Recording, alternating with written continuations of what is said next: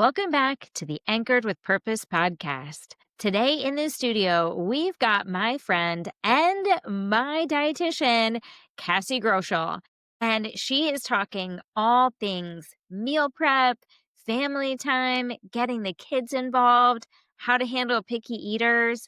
And friend, let me tell you what, you are going to love learning from her. She was first on the podcast just about a year ago. And she is back again to pour into you and help give you some of her favorite tips and tricks for family meals. We'll see you inside the episode. Well, hey, Cassie, welcome back to the Anchored with Purpose podcast. Thanks for having me, Melissa. This is exciting because it's been almost a year since we've had you on.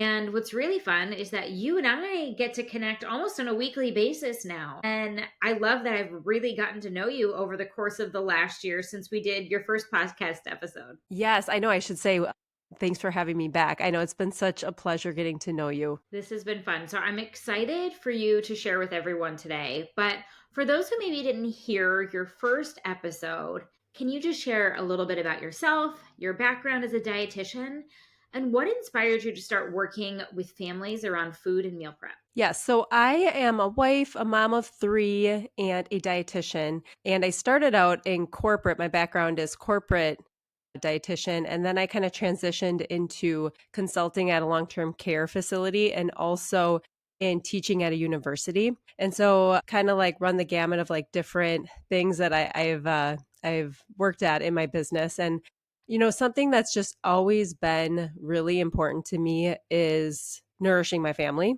And so through all these jobs, and I should say too that there were times where I had multiple jobs. And so like I'd be consulting at the same time and working full time as an instructor at a university. And so there was a point where I hit burnout. And along that same time, I had to find strategies that would work for me and my family on like how to time manage, and meal prep, came up, and I had honestly never done too much meal prep before. And so I knew, I would spend time just being a dietitian and just really health conscious. I would spend a lot of time creating those nourishing meals for my family. But I was realizing that like I would come home from work totally exhausted. I would be like, I kind of knew what I was making ahead of time already. So I had somewhat of a meal plan, but I had nothing prepped. And I would sit in the kitchen and prep, and my kids are like outside playing with dad. And like I didn't have tons of time with them in the evening. So, bath time and bedtime. And that was really not aligning with the goals that I had for motherhood. And so meal prep just became so important. I started meal prepping like on a Sunday or like one day during nap time. And I would spend like an hour or two, and it would set me up so well for the rest of the week. Like I would get home, first of all, again, like we're all exhausted after we get done with work, and I would be able to like go outside, play catch. Like it was just okay, like the food is ready, or maybe sometimes I just have to start the oven or throw something in really quick or throw it in the microwave. And so I think that meal prep, I'm so passionate about it because it really gave me my time back. I have so much more time freedom when I meal prep throughout the week. And so that's why I'm just so passionate about sharing it with other moms, because I know, like I talk to so many moms and they're just like, I hate that question, what's for dinner? And like, I just don't want to make food anymore. I'm so sick of it. And I think it's just because we're just so mentally drained at the end of the day. And then like, if you didn't prep or plan ahead, it's just like another exhausting thing you have to do at the end of the day. And so I just love helping people with that part. Oh my gosh, yes. And you and I have talked about this so much, how meal prep was such a struggle for me. I was exhausted by the end of the day. I get up early, I go to the gym, like then I'm working a full day, and then kids come home and we've got all the activities and it's time for dinner. And I'm like, oh my gosh, what am I going to Yeah. make? I mean, it is the struggle that I think every mom out there faces unless they've got, some great meal prep strategies. So Yeah. I And I just, just have to add too, actually, because I feel like a lot of women think, okay, like they have all these things going on, but then you say meal prep once and they're like, oh no, I don't have time for meal prep. And it's like you have to like reform that or reset your mindset around that, because you're actually spending less time in the kitchen if you meal prep. And sure, it's all at once. So you do have to set aside a little bit of time. And it doesn't need to be all at once, by the way. But I think just like changing our mindset around like meal prep doesn't have to be like like hours and hours, like half your right. Sunday gone. So I think that's what's driving a lot of the stress around meal prep too. And honestly, Cassie, that was my perception of what meal prep was supposed to be. Like, my mom would spend half of her Sunday in the kitchen prepping lunches for the week, prepping dinner for the week. I mean, and I kind of thought that's what you had to do. But you just had a post the other day that I saw and I loved. And it was showing just how you can sneak in meal prep in like different moments of your day. So it was like while you're waiting the 5 minutes for this thing to heat up, and I don't remember exactly what it was, and you can correct me. Toast. It was the toast. Yeah. Yes, that's right. Yes. Will you share that, like what you suggested? Because I thought it was brilliant. Yes, I do this so much in my day.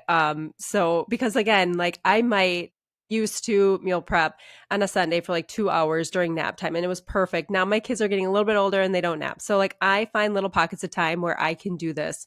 And so I literally cut up all my romaine, like a whole package of romaine while my toasted, while my bread toasted.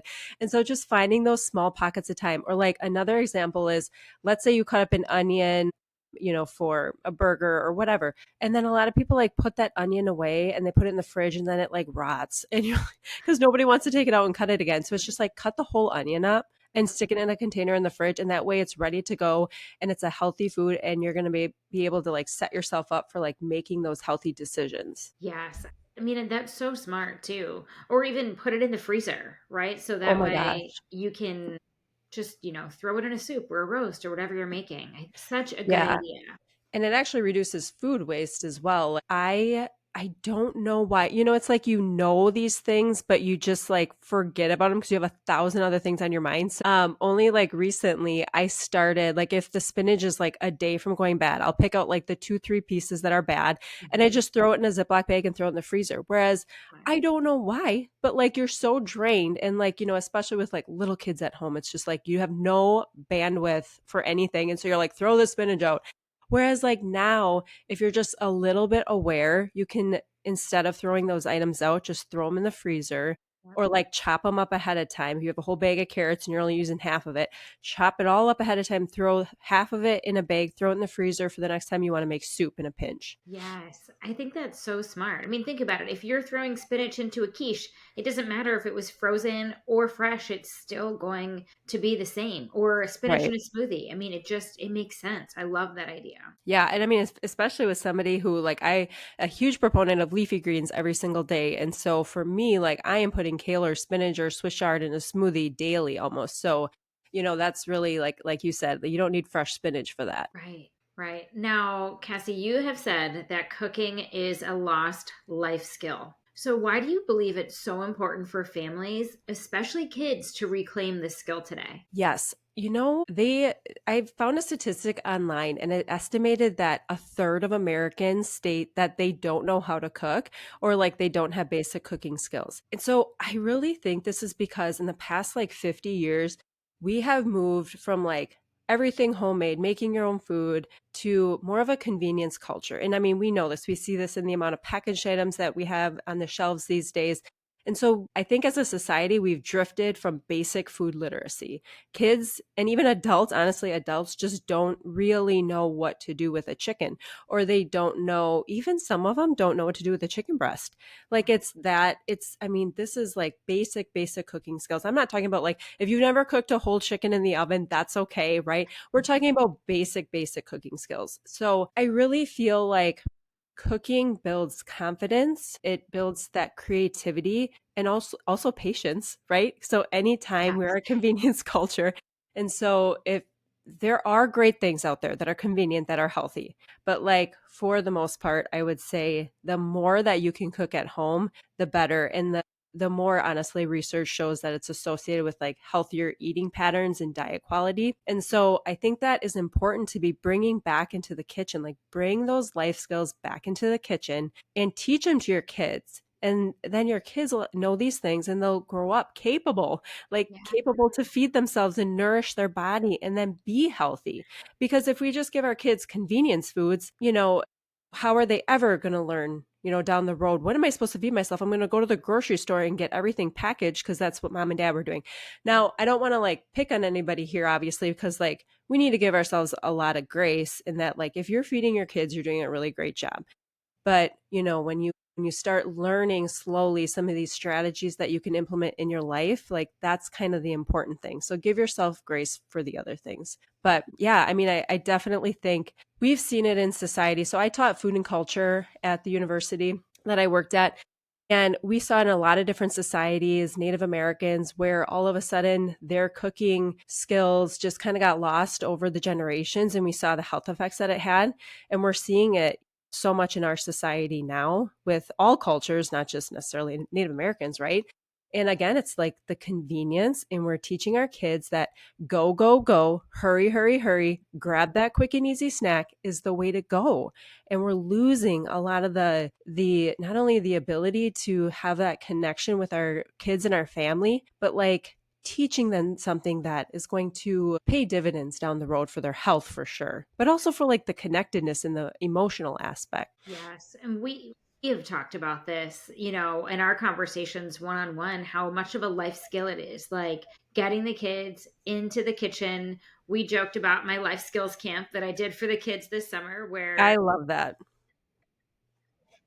I said, all right, you are old enough now that you can start helping to wash and prepare fruits and vegetables and chop them up. And at first they were like, wait, you're going to let me use a knife? Yes, you can use a knife. Now, Cassie, some parents might feel overwhelmed at this idea, right? Of letting their kids in the kitchen. How can, like, in your recommendations, how can we involve them in the meal prep without it turning into complete chaos and it not being safe for them? Yeah. And, I would have to say, I was one of the people or moms that are like, get out of here. I can do this better myself. You're just like getting in the way. And I'm not saying that I'm perfect in this at all. Literally, just the other night, my husband was standing in front of the fridge and I'm like, can you move over? Like, I feel like the kitchen is my space. And so I don't think this happens overnight. I think it's something that we slowly have to work on. Maybe if you are going to start meal prepping like once a week, maybe we just try once a month involving the kids or the family, right? And then take it from there. But I do think, yeah, I was one of those people that were like, I have to be super efficient. I had, younger kids and now they're starting to grow up, but where like I would again prep during nap time and it was very efficient for me. I would do everything myself. And now kids don't really nap as much. And so now some age appropriate tasks that I allow them to like help in would be like, so toddlers, I would say could be good for like washing produce. And even though, it might take them like the water just runs and it just takes them 5 minutes to wash like 2 apples. I think some of that we just need to chalk it up to, instead of like thinking about the sustainability and like the water bill and stuff, we just have to chalk it up to like learning, right? Like we're Yes. just going to waste a little water and like let them learn how to wash this. But yeah, that's something simple they could do.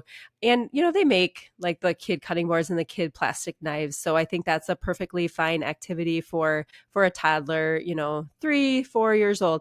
I think at 2 they could even get involved, but that maybe isn't as much the prep. Like they could wash fruits and veggies. Maybe they're setting the table, before Yeah, dinner or something. But that's a good idea. yeah, I mean, I think as kids get older, obviously they can be involved in a lot more things. Supervised, they can start using knives, or even if you're still not sure about it, there's nothing wrong with like a 10-plus-year-old using a plastic knife. It's fine, right? They work fine. But yeah, I think like not just like the washing, the cutting of produce, but actually like start handling raw chicken, some raw meat, and teach those food safety skills. Like make sure you're washing your hands between, dealing with red meat or chicken and veggies, or teach them, okay, we're going to use the cutting board for cutting veggies first, and then we're going to put raw meats on the cutting board, and then we want to, or wash it in between, right? So yeah, I definitely think they can be involved. Now, I would not say just let them run wild in the kitchen, right? Like I think supervision is key, especially like if you're going to be using like the stove or the oven. Just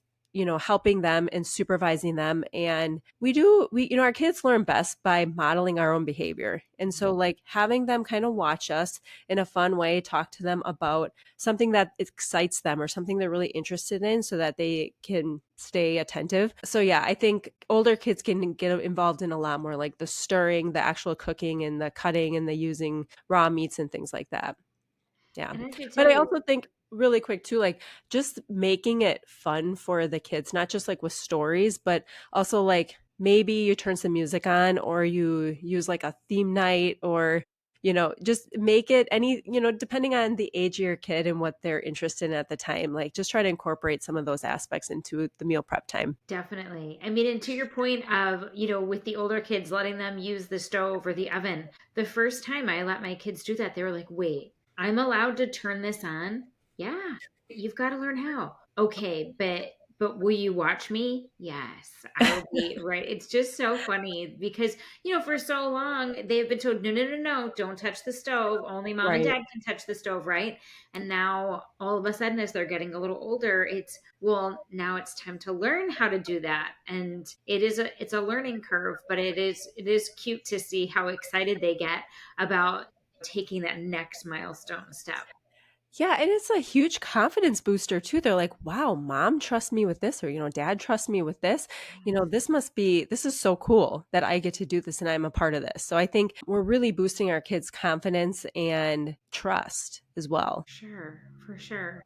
Now, how can meal prep be a way for the whole family to connect, not just like physically getting food on the table, but spiritually and emotionally too? Yeah, I am a Christian and so we pray before meals and I think it's so important to show gratitude around the meal, the food that you're eating. And we know just through a lot of research that gratitude rewires the brain toward positive thinking.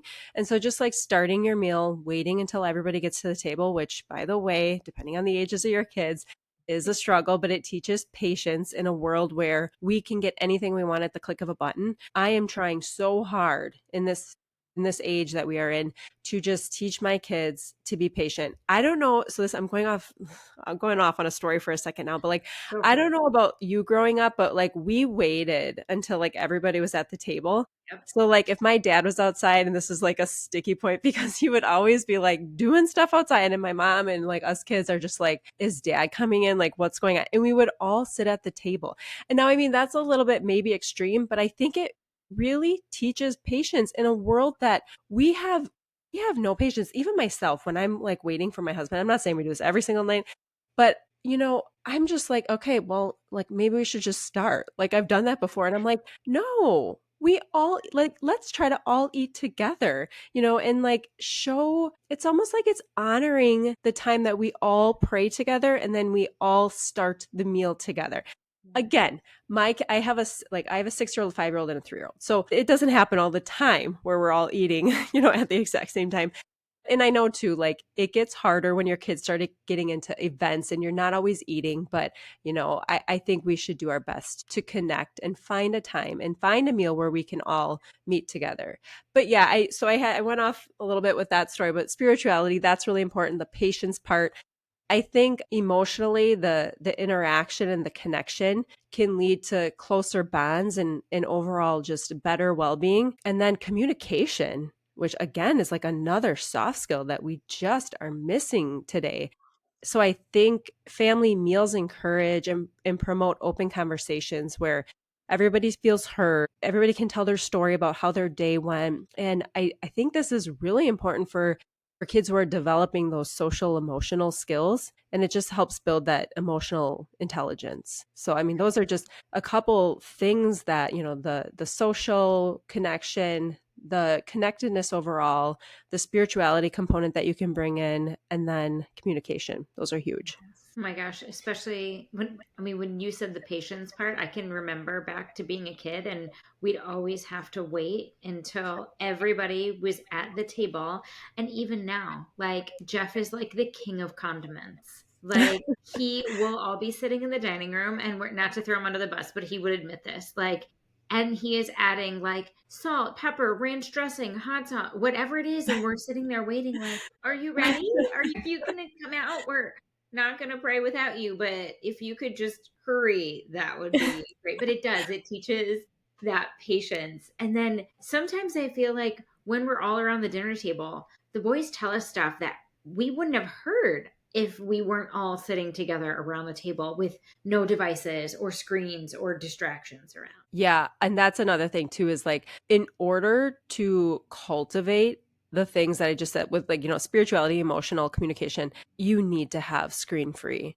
I Mhm. mean, you try putting a kid in front of TV and ask them questions, they do not care. And I mean, we could get into a whole conversation about mindfulness in eating and then, looking at a screen, whether it be, eating TV or looking at your phone while you're eating. But when you are looking at a screen, whether it be again, TV or phone, you are just not, your brain just doesn't appreciate the different flavors and textures. And so you might have noticed this, like, I know I've done it too, where I just like, I'm working and I eat my lunch and I'm just like, what happened? I look down and it's gone. I'm like, oh, it feels like I didn't even eat lunch. Like my brain didn't register. And so I kind of actually still feel hungry. So when you mindfully sit down and eat a non-distracted meal, it helps with digestion. It helps with that brain gut connection and your gut telling your brain, okay, we've had these flavors come through, and like you've had crunch in your meal and you recognized it and that was satiating.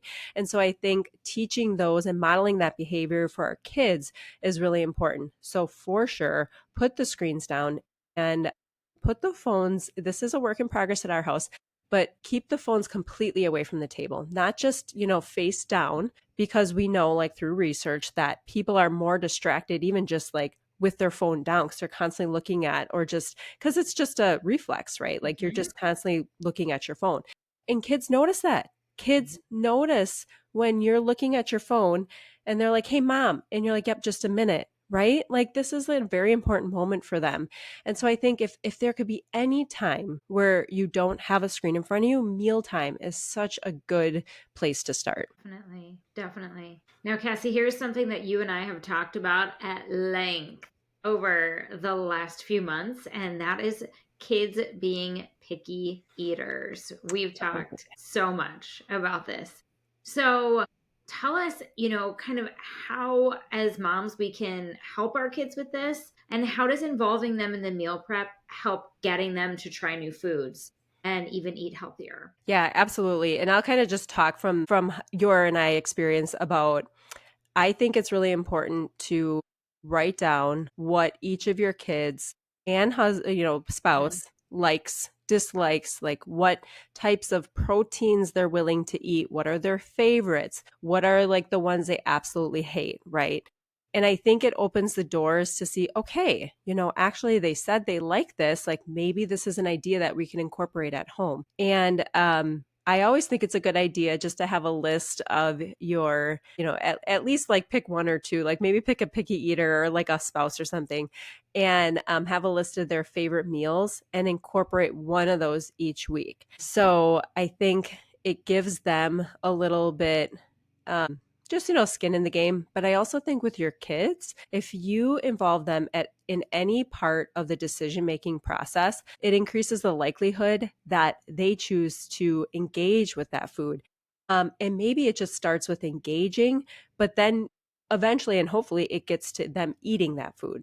So, like, let me give you an example. I will ask my kids at the beginning of the well, it's more like at the end of the week because I grocery shop and meal prep on Sundays. So I will ask them, hey, what do you guys want in your lunches this week? Like what veggie? And they'll be like, usually cucumbers, right? That's the go-to. But That's the go-to sometimes I'm here like, we too. had cucumbers last week. Like what else, And then I'll give them some options and they'll get to pick. And so there's one step. Now, I'm not saying that each of these steps are necessarily like game changers, but they can all impact the likelihood. And then if you start involving them, like how we've been talking about in the meal prep, so cut up or wash the cauliflower, or can you bring in the groceries for me? Oh my gosh, you're such a big helper, Mhm. right? And like, again, depending on the age, kids might feel confident from that or they might not. I think whatever age they are, that's a good skill, right? There's another life skill of like helping when you see somebody needs help, like bringing in the groceries.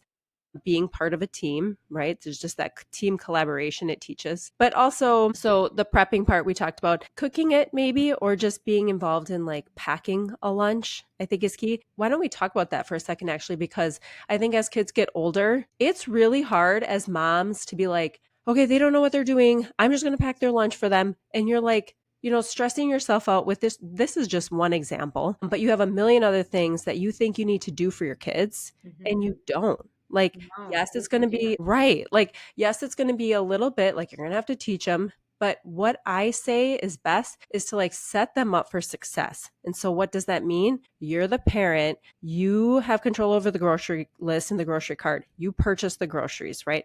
Give them some say, like I said, like, okay, which veggie do you want, right? Or what meal do you want this week? And we'll make one of your favorite meals. And then set them up so if they're making their lunches by themselves, like make a bin of some protein options, make a bin of some grain options, some healthy grain options, some grab and go fruits and veggies, so that they can kind of have some decision making and like, okay, I don't want cauliflower today, but I want carrots, Mhm. and then they can choose those like pre-bagged veggies that maybe you pre-bag or maybe your kids help with, right?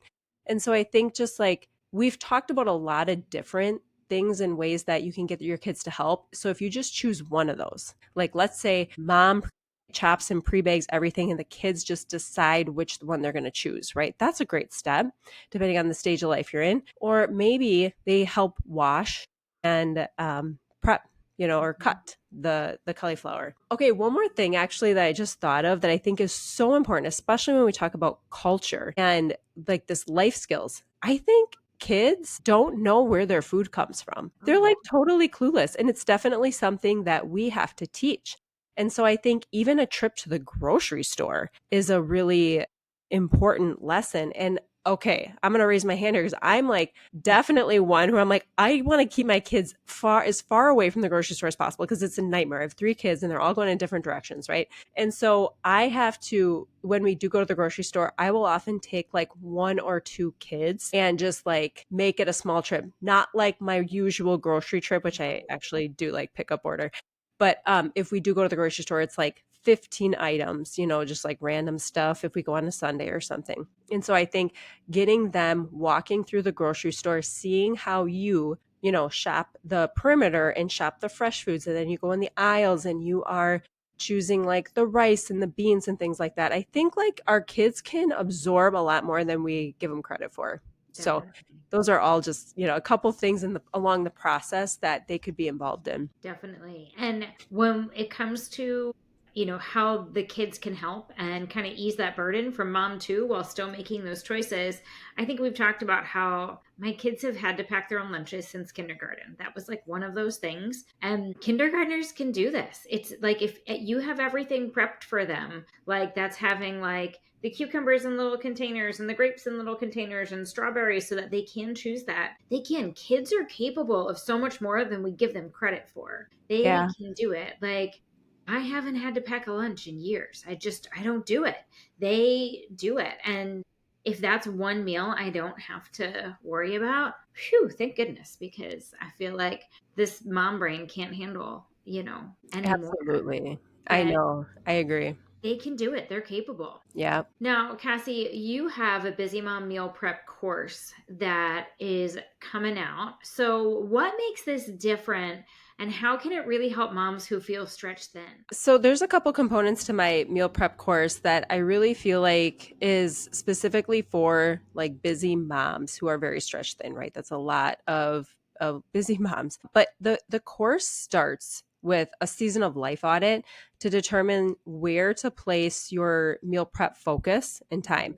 Because like if you are, let's say, a breastfeeding new mom, like you might want to start focusing on snacks, or you might want to focus on just like dinner time or like a freezer meal or something. Whereas, if you're at a different stage of your life and you have kids in a lot of events and you just want grab and go snacks that kids can put together like their own lunches and things like that's maybe another focus area. Or you want to focus on getting the most nutrition in your dinners, and so you just want to focus on dinner times. So that audit really helps with figuring out where to start, because it's too overwhelming to think I'm going to start meal prepping and it's going to be every single meal and every single snack. Like, oh my goodness, like that's too much, right? Like we are not going to carry through on any of that. I think it also is like nutrition and health is one of those things where a lot of people know what to do, but it's like realistically, how are they going to fit it into their schedule and how are they going to set small goals and be consistent with it? I think like the diet culture shows that you got to start this diet and follow it perfectly and then you're done in 4 weeks. And then people, even if you follow it really well, it's like, sometimes do you ever learn fully like what eating sustainably looks like? And like instead of all or nothing mentality, maybe starting with like 2 or 3 small steps or 1 or 2 small steps to get started. So the course really focuses on that and like giving moms a lot of grace. But a lot of the other components like pantry reset, I think it's always important to set yourself up for meal prep success with your pantry. And then in my course, I teach my core strategies of meal prepping. So I teach you how to prep core ingredients to create diverse meals. So for example, maybe one week you'll cook chicken in a crock pot, shred it and use it in a chicken gyro. You'll use it in maybe some chicken tacos. Maybe you'll put it in a pasta and maybe with a little bit left over, you throw it in a soup. Or like you prep like quinoa and then you do like a chicken quinoa bowl. And then you have a couple different sauces maybe in your pantry, which to be honest, that's probably what a lot of us do just because making homemade sauces for every single meal is a little bit time consuming. But if you, again, stock your pantry with like clean ingredients, you can more easily do this. But, using a different sauce with the grain and the chicken, then using a salsa with the like grain and the chicken, like you can create so many different meals and you're really only prepping like a number of ingredients. So that's really like the main focus of my course, how to again prep core ingredients to create diverse meals. And then I do have a couple sections on, they're more like bonuses on kid lunches and kind of the formula that I use, which is like protein plus grain plus fruit plus veggie, and just a bunch of different meal ideas on how to actually do that. Also keeping in mind that you're not going to use like, let's say 1 week for lunches, you're not going to like make, pumpkin chocolate chip pancakes and then also a zucchini muffin in another lunch. And then also, something that's taking like 20 minutes, 20 minutes, 20 minutes. It's like you choose one baked item, right? And you use it a couple times throughout the week. And the rest of the stuff is more like easy to put together things or sandwiches or something else, right? Like you're not going to spend your time and use that formula to create things that take a lot of time. So that's another part of it. I do cover how to handle picky eaters as well. And then I think one of the things that I just love so much is at the last module, it has a sustainable meal planning method. I think a lot of times, we get that like the dinner decision time fatigue over like what's for dinner. And my meal planning strategy can help you easily create nutritious meals so you don't have to think about creating nutritious meals because we already don't know when we're like, somebody's asking us what's for dinner. You're like, I don't even know, throw together something and great job. You fed your family. But at the same time, like you don't even have the bandwidth to think about what meal you're making, let alone a nourishing, healthy meal with all the healthy components and micronutrients. And so my meal planning strategy really sheds light on the things that you need to include in your meal prep on a weekly basis that are associated with long-term health outcomes. So I'm talking about, less chronic disease and cognitive function, reducing brain fog, and ensuring the micronutrients for your kids that are often missed in our society are there in the meals. And so that's a good summary, I would say, of my Busy Mom meal prep course. But if I were to summarize it, I guess really, it's all about reducing your time in the kitchen. And it's also about creating those healthy meals and then reducing that mental fatigue, the decision fatigue. Oh my gosh. Anytime you can reduce the decision fatigue, thank you. We'll take it. Mhm. We'll take it. Now, Cassie, where can our listeners connect with you online? Where can they learn more about you and your work and hear from you and then take advantage of your Busy Mom Meal Prep course? Absolutely. So you can find me at wellnessthatfits.com. I have a website. You can find me on Instagram at wellnessthatfits. And I'm actually starting a podcast. Yay! So by the time this airs, that should be out. and that is called Wellness That Fits. And yes, and for my Busy Mom meal prep, I do have a special code that I wanted to share with your listeners. It is PREP50, and you get $50 off my meal prep course. So PREP50, PREP50. Amazing. Well, Cassie, thank you for pouring into this community today. And for all of our listeners, I just have to say, I have been loving working with Cassie. She is helping me with meal prep, healthy foods that are going to help with longevity in our family.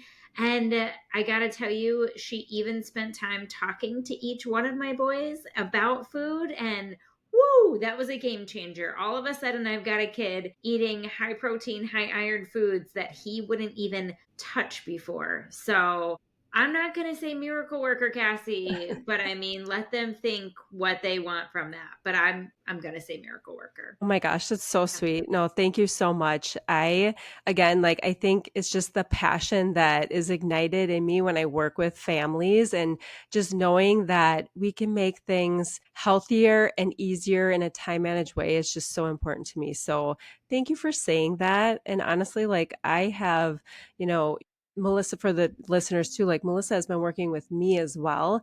And I think just like showing up for me and just like being an inspiration only like fuels that even more. So I appreciate you so much. Thank you. I appreciate you. My family talks about you all the time. Oh my goodness. Like we're just I mean it's awesome. You have made a difference. So it is so much fun getting to work with you. I'm so excited for your new podcast to come out and for everyone here to get to learn from you on a regular basis and get to just have that let you make an impact on their families too, which is really exciting. Of course. Well, to our listeners, we'll see you next time. Stay anchored with purpose.